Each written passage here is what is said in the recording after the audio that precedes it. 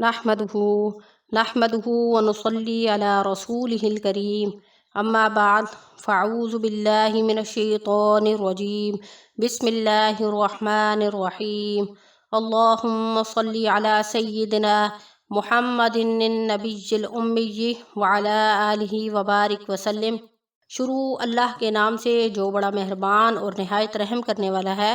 Best قرآنی وظائف کی طرف سے ہمارے تمام بہن بھائیوں کو السلام علیکم ورحمۃ اللہ وبرکاتہ۔ امید کرتے ہیں کہ آپ سب خیریت سے ہوں گے۔ بعض اوقات انسان بہت ساری مشکلات میں گھیرا جاتا ہے۔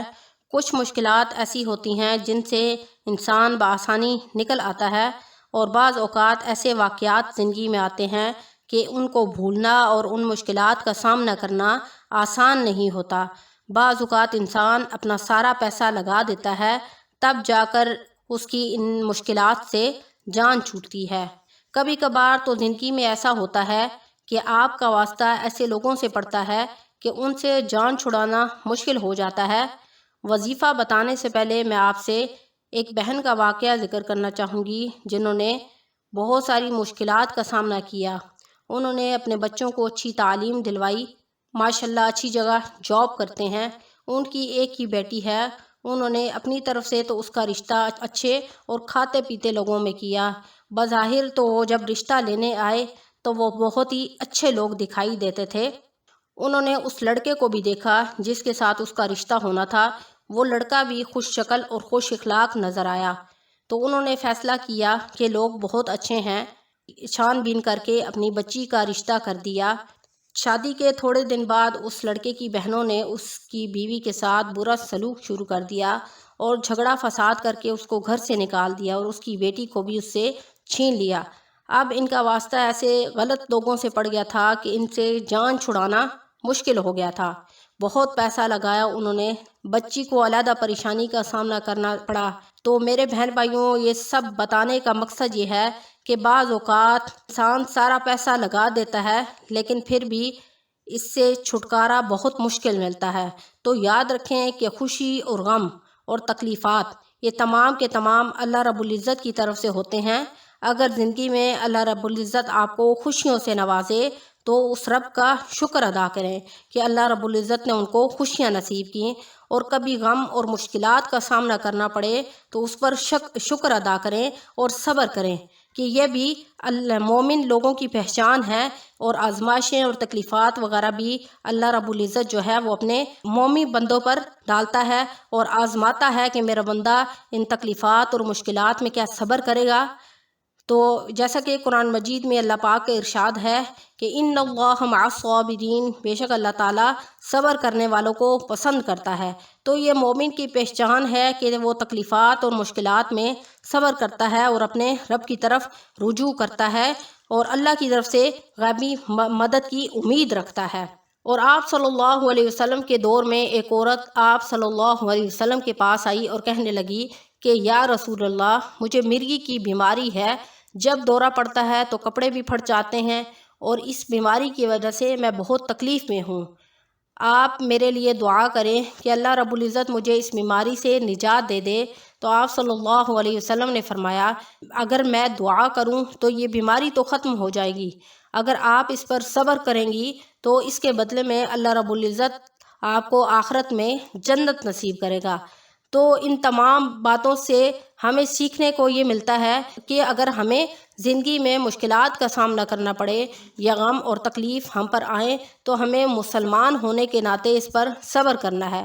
بعض اوقات ایسے واقعات بھی پیش آتے ہیں کہ لوگوں کے گھر اجڑ جاتے ہیں۔ پچھلے سال جیسے پاکستان میں سیلاب آیا اور لوگوں کا مالی اور جانی دونوں نقصان ہوئے، گھر بھی سیلاب کی زد میں آ گئے اور جانی نقصان بھی ہوا، اور پورے کے پورے خاندان جو ہے وہ سیلاب میں بہہ گئے۔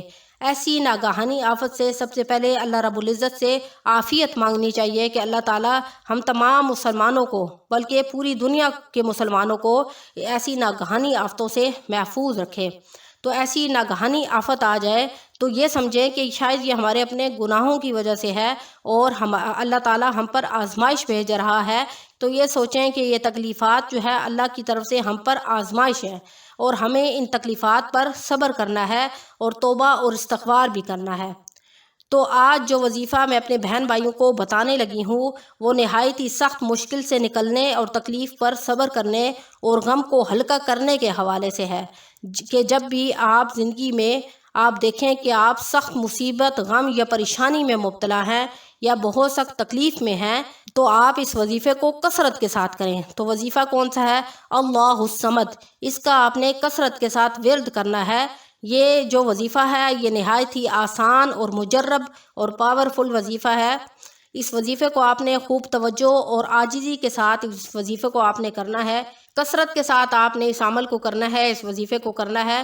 جب بھی آپ فارغ ہوں، صبح ہوں یا شام ہو، تسبیح لے لیں، اگر تسبیح نہیں ہے تو کاؤنٹر لے لیں، کاؤنٹر پر جو ہے وہ بآسانی انسان کام بھی کرتا رہتا ہے اور اس پر وظیفہ بھی کرتا رہتا ہے۔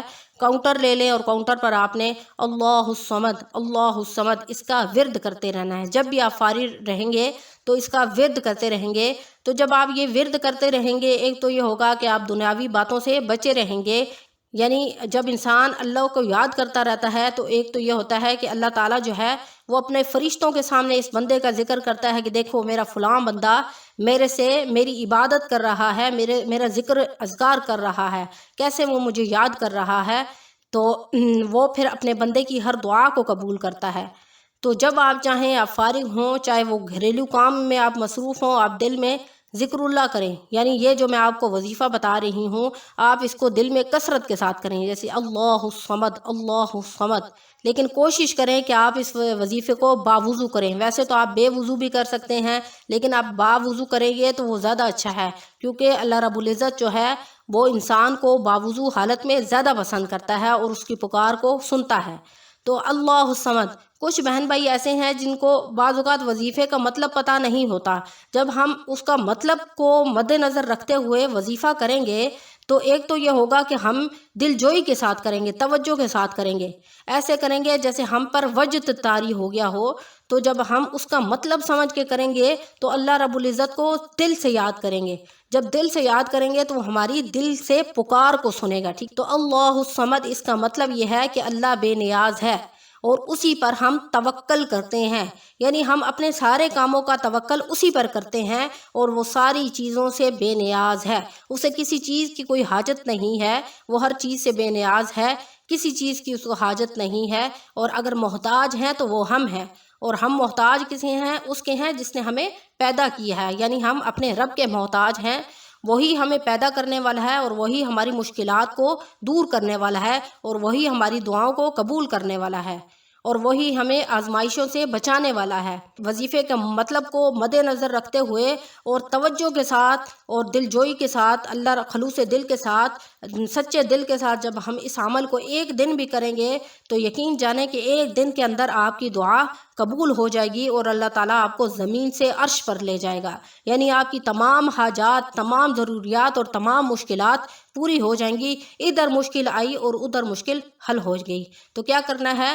آپ نے ایک تو کثرت کے ساتھ اللہ الصمد اس کا ورد کرنا ہے، یعنی جب تک آپ مشکل میں پھنسے ہوئے ہیں، کسی سخت مشکل میں پھنس گئے ہیں، اچانک آپ پر ناگہانی آفت آ گئی ہے یا اچانک کسی کا نعوذ باللہ ایکسیڈنٹ ہو گیا ہے یا کوئی بھی ایسی مشکل آ گئی ہے، گھر میں ایسی کوئی مصیبت آ گئی ہے، تو فوراً آپ دل میں آپ اللہ الصمد اس کا کثرت کے ساتھ ورد جاری کر دیں، تو انشاءاللہ آپ دیکھیے گا اللہ رب العزت آپ کو غیب سے اس مشکل سے ایسے نکال دے گا جیسے کہ کوئی مشکل، کوئی آزمائش آئی ہی نہیں تھی۔